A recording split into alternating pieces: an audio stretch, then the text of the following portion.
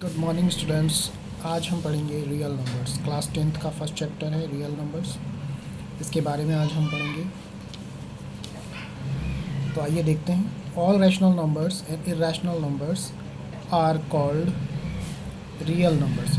जितने भी आपके पास, चाहे वो रैशनल नंबर हैं चाहे वो इरेशनल नंबर्स हैं, वो सभी के सभी रियल नंबर्स हैं। 3, 5, √2, 8/9। अभी हम रैशनल और इरेशनल नंबर्स के बारे में पढ़ेंगे। आगे बोलता है set of all real numbers is denoted by R. इसको आप आर से रिप्रेजेंट करते हैं। रियल नंबर्स को आप नंबर लाइन पर भी शो कर सकते हैं। आइए अब इस चार्ट के जरिए हम देखते हैं। रियल नंबर्स को हम आर से रिप्रेजेंट करते हैं। रियल नंबर्स को आगे दो पार्ट्स में डिवाइड किया है, rational numbers and irrational numbers. Rational numbers को फिर दो पार्ट्स में डिवाइड करा है, फ्रैक्शंस और इंटीजर्स। इंटीजर्स को आप आई से और z से भी डिनोट किया जाता है। इंटीजर्स में फिर नेगेटिव नंबर्स और होल नंबर्स आते हैं। होल नंबर्स को w से रिप्रेजेंट करते हैं। होल नंबर में ज़ीरो और नेचुरल नंबर्स आते हैं। नेचुरल नंबर्स को आप n से डिनोट करते हैं। अब देखते हैं नेचुरल नंबर्स क्या हैं। नेचुरल नंबर्स काउंटिंग नंबर्स हैं जो 1, 2, 3, 4, 5 इन्फिनिटी तक चलते हैं।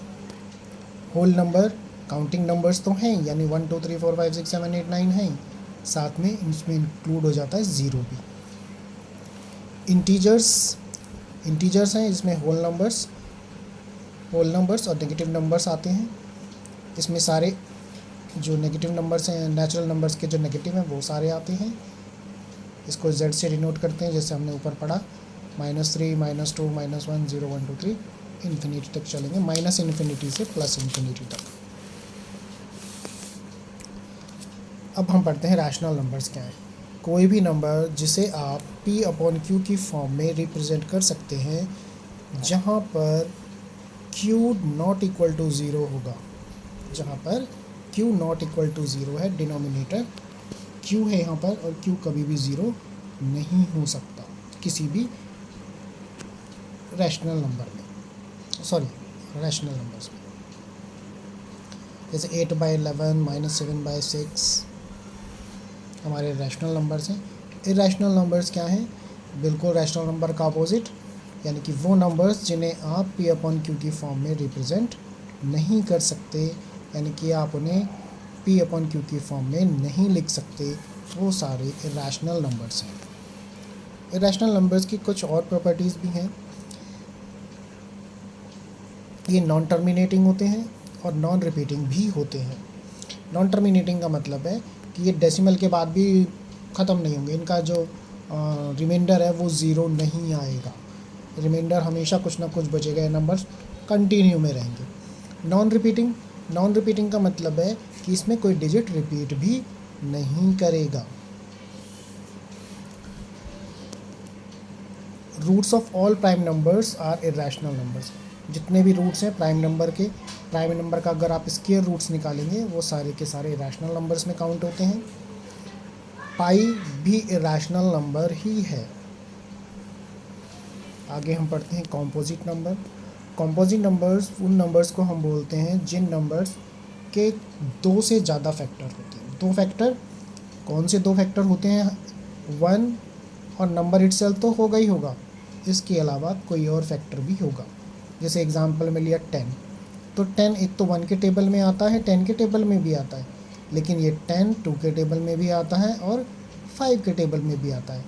यानी कि कंपोजिट नंबर की डेफिनेशन बोलती है कि कोई भी नंबर जिसके दो फैक्टर से ज़्यादा फैक्टर हो, दो फैक्टर, एक वो खुद और एक नंबर 1, इन दोनों के अलावा भी उसके फैक्टर होने चाहिए, वो नंबर कंपोजिट नंबर बन जाएगा।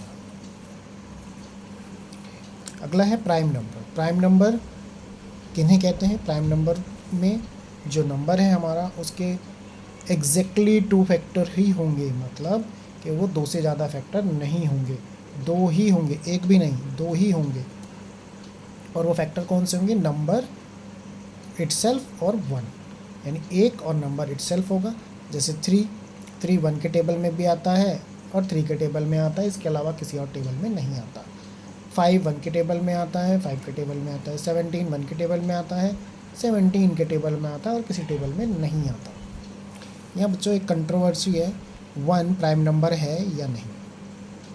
तो 1 प्राइम नंबर है या नहीं इसके हमें कैसे पता चलेगा? हमने पढ़ा कि जो भी प्राइम नंबर है उसके एग्जैक्टली 2 फैक्टर होने चाहिए। नंबर इटसेल्फ तो ये 1 है, तो 1 का एक वेक्टर तो 1 है ही, 1 के टेबल में आता है। अब आप चाहे आप इसे नंबर इटसेल्फ मान लो या 1 से के टेबल में से मान लो, लेकिन इसका दूसरा कोई फैक्टर नहीं है, इसलिए 1 जो है हमारा प्राइम नंबर नहीं होता। एक और चीज़, एक ओनली 1 इवन प्राइम नंबर है 2।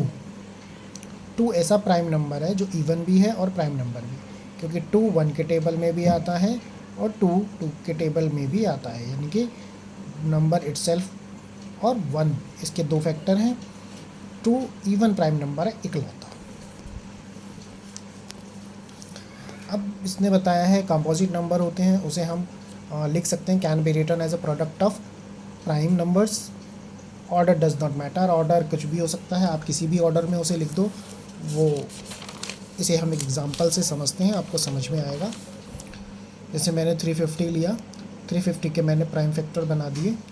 पहले 2 से किया 175, फिर 175 को 5 से किया और फिर 5 से फिर 7 1 7। 350 के 2 × 5 रेज़ टू द पावर 2 × 7।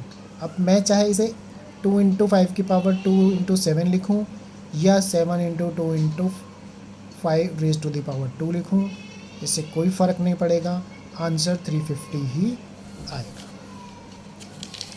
अगला उसने हमें समझाया है को प्राइम नंबर्स।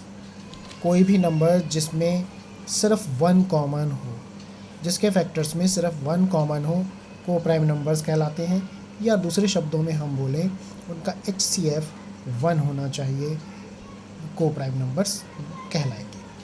आगे हम अगले वीडियो में पढ़ेंगे HCF कैसे निकालते हैं, LCM कैसे निकालते हैं, किसी नंबर को इरेशनल कैसे प्रूव करते हैं, ये सारी चीज़ें हम पढ़ेंगे अगले सीरीज़। अभी के लिए थैंक यू।